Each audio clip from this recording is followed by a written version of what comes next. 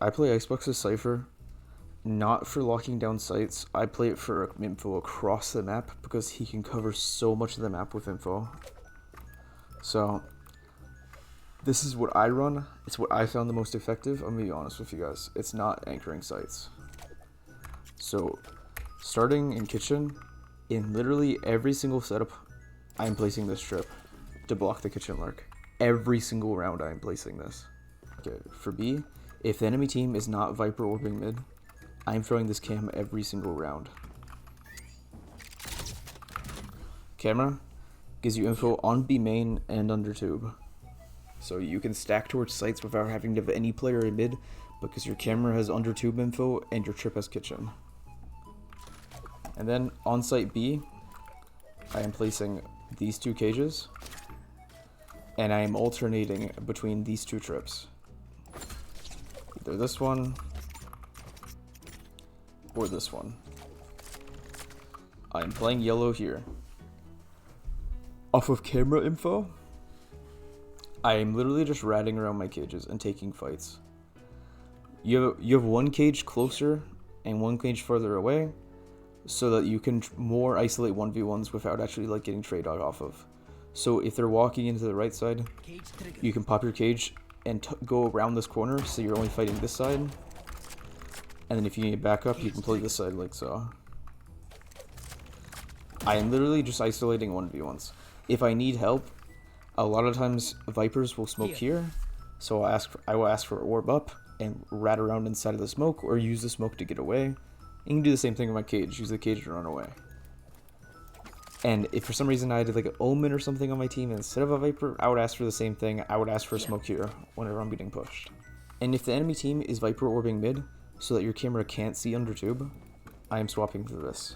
For a camera, it is a little bit tricky. It might take you a few tries, and you might just want to go into a custom game to practice this. But I am run jump throwing it up here.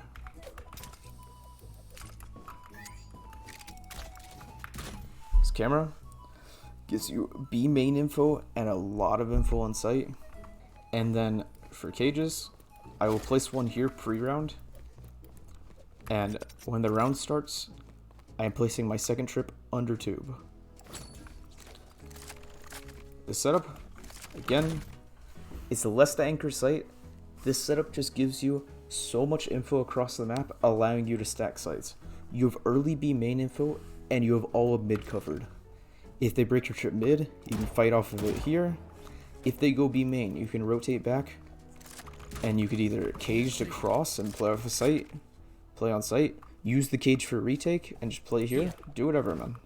If you are unable to place this cam, either you run out of time, or you literally just can't do it.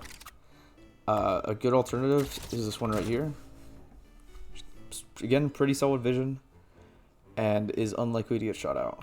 Okay, so an alternative setup that you can run, placing your camera right here, same trip in mid, and as soon as the round starts, you're placing a tripwire here. Okay, so there are two main times I would run this setup.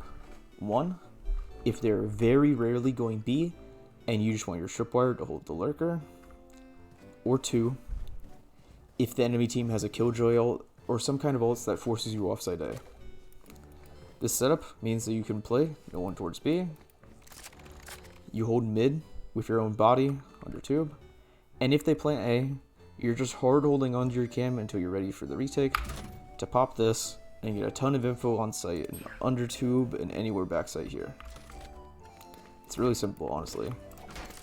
For the setup again, it's personal preference, but you can place a cage here in the pre-round just so it's flexible so that you can pop it, rotating across here and whatnot. And honestly, that's all I do on Icebox. It works really well for me. I should have a pretty high win rate on this map, just doing simple info setups. In the rare occasion that we're getting rolled over so hard on A that I feel like I have to play it myself, I'm still going to put this trip here, so my mid player doesn't have to worry about under tube and just has the spot from boiler. And then for util, for cameras, there's only one main one I throw. First, you jump up here, place your camera as high as you can here, making sure not to place it too far to the corner because it will get more vision, but it will get shot out very easily. There's only two different variations that I run. Both of these, you have to place these trips after the round starts. For the first one, you place a trip here, paired with, I like to place both of my cages slightly to the right of this line here. And for the second one, we're placing our trip here as soon as the round starts, paired with a cage here. For the first one, you're going to stand. I like to stand right here on 410, making sure to have my body facing towards the wall, playing in the camera. And now when they run up, this cage can be activated while you're sitting in camera, and it covers exactly where you're standing. If you do look to the left though, your hand will stick out when you're doing this. Playing in this cage, you can spam off your trip when they run into it for a free kill, and you just run around.